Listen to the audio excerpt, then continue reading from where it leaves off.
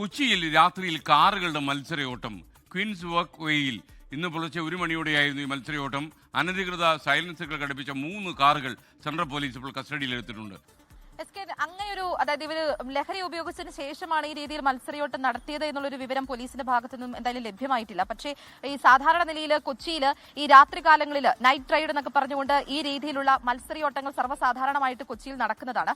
അത് പ്രധാനമായിട്ടും ഈ കാറുകളിൽ ഇങ്ങനെ മോഡിഫൈഡ് ആയിട്ടുള്ള കാര്യങ്ങൾ പിടിപ്പിച്ചുകൊണ്ടാണ് ഇവർ ഈ മത്സരയോട്ടത്തിലേക്ക് ഇറങ്ങുന്നത്. അങ്ങനെ മോഡിഫൈ ചെയ്തിട്ടുള്ള 3 കാറുകളാണ് സെൻട്രൽ പോലീസ് ഇപ്പോൾ പിടിച്ചിട്ടിരിക്കുന്നത്. നമ്മൾ ആ സ്ഥലത്താണുള്ളത്. 3 വാഹനങ്ങളാണ് പിടിച്ചിട്ടിരിക്കുന്നത്. അതിൽ കാസർഗോഡ് സ്വദേശിയുടെ ഉൾപ്പെടെയുള്ള കാറുകളുമുണ്ട്. ഇതിനകത്ത് വരുന്നത് നമ്മുടെ Swift, Honda civic, Honda Accord, ഈ 3 കാറുകളാണ് ഇവർ അനധികൃതമായിട്ട് ഇതിനകത്ത് സൈലൻസറുകളെല്ലാം പിടിപ്പിച്ച് ഈ തീ തുപ്പുന്ന രീതിയിൽ ഇതിനകത്ത് ഭയങ്കരമായിട്ടുള്ള ശബ്ദമുണ്ടാകും. അതോടൊപ്പം തന്നെയുള്ള ഈ തീ തുപ്പുന്ന രീതിയിലുള്ള സൈലൻസറുകളൊക്കെ പിടിപ്പിച്ചുകൊണ്ട് ഈ 3 കാറുകൾ മത്സരയോട്ടം നടത്തുന്നത്. ആദ്യഘട്ടത്തിൽ 2 കാറുകളാണ് പോലീസിന്റെ ശ്രദ്ധയിൽപ്പെടുന്നത്.